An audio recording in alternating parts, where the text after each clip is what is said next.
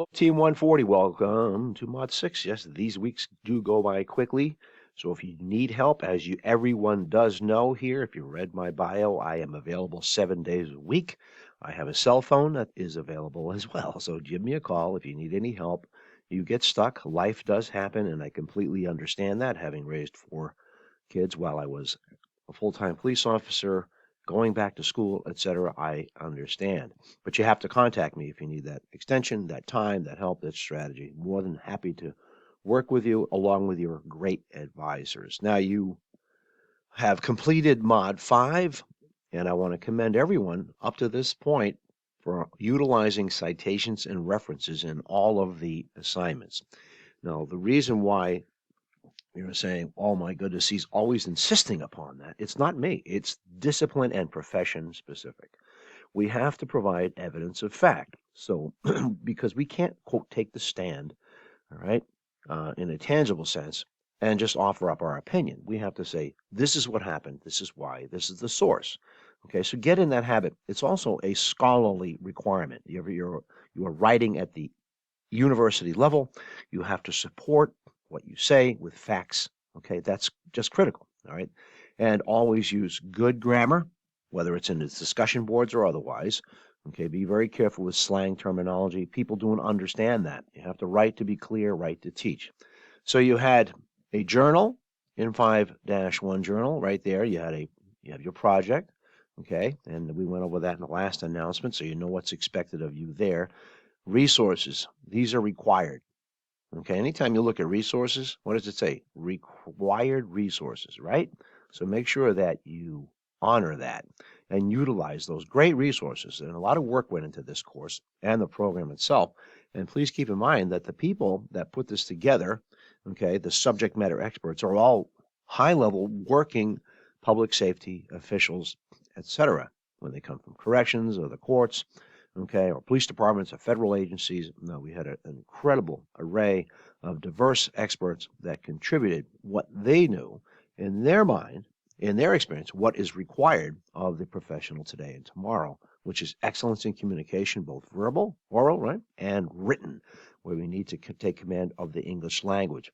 So let's take a look at Mod 6. Here's the mod at a glance. We're going to take the check your knowledge quiz to identify areas of strengths and any gaps. Make sure you do that.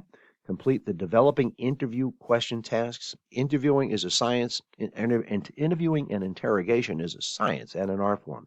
I taught what they call I&I courses at academies, and there are methods that are proven methods, okay, based upon research, what actually works in order to conduct a professional interview. Okay, so make sure you review the required resources, complete the Mod 6 practice activity questions, complete the Mod 6 assignment, and don't forget about the graded quiz.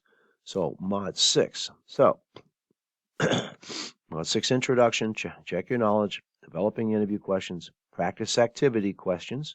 Okay, take a look at the practice activity guidelines. Make sure you review this. Okay, take your time. Here's the synopsis. And then see how these are bulleted so you can extract each one and chunk it out. Okay, now you can't honor this, what's being required, unless you utilize the resources, which mean you need to read. So prepare yourself this week. Okay, carve out that time you need in order to utilize the excellent resources to answer this clearly, okay, concisely, and supported by references. So let's look at this, right? Here's the activity rubric. Make sure you look at that. What's at the top? Clearly conveys meaning with correct grammar, sentence spelling, and sentence structure and spelling, etc. Write down over here, and then yes, uses citations for ideas. So what you put here, okay, needs to be supported here. Okay. Now some people say, well, how much is enough? Well, if you are making a statement of fact, you need to say, this is where I'm from, according to, or I would do this as so it has been told, etc. by blah blah blah, and your references go at the bottom. Okay, please, it's a good habit to get involved in. Each and every course in your program here, okay, requires that. Okay, so let's look at that. Then let me see. So Here's Mod 6 assignment, and here are the guidelines for that. Okay. Sure you review the rubric and the scenario and utilize this right here, the template Word document. Use that, please. Okay. Now, don't let the boxes in a template constrict you or restrict you from elaborating. Okay. They're not an electric fence. You can be detailed, you can write clearly, you can expand upon, and you can cite. So I know the template says, well, I don't have, some people, I don't have enough room to write all I need to write. The other thing too is, yes, templates do have a tendency to pull in high similarity scores through Turnitin, okay?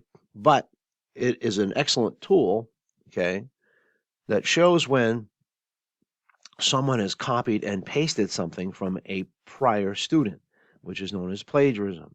It's cheating.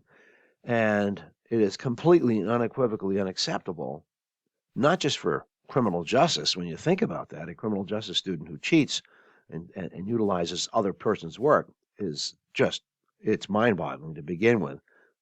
So avoid it at all costs. I know everyone's in a hurry. Your time is, is very precious. But if you need help, you need time, all right? I often tell people, look, if it took you 10 minutes to plagiarize, I could have solved your problem with a strategy in 30 seconds. So take your time. Let me know if you need help, okay? And do all you can to avoid copy paste in every single assignment, okay?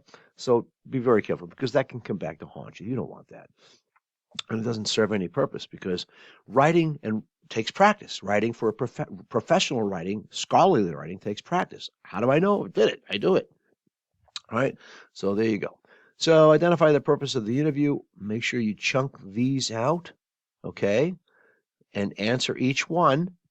Respond to each one of these bullets clearly as possible. Okay. And again, here is your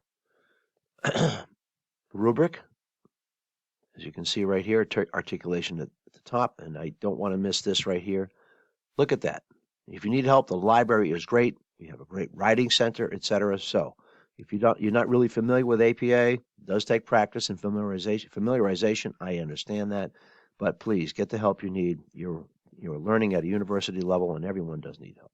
Citations and attributions. See it right there?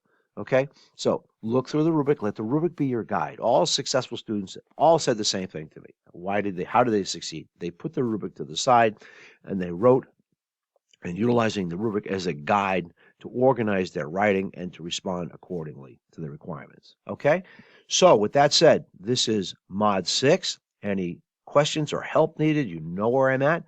I want to thank all of you for the great work. I know there's a lot of effort being put in and you're overcoming a lot of obstacles. I completely understand that. I have your back. I'm here to support you. And you know I'm only a phone call away.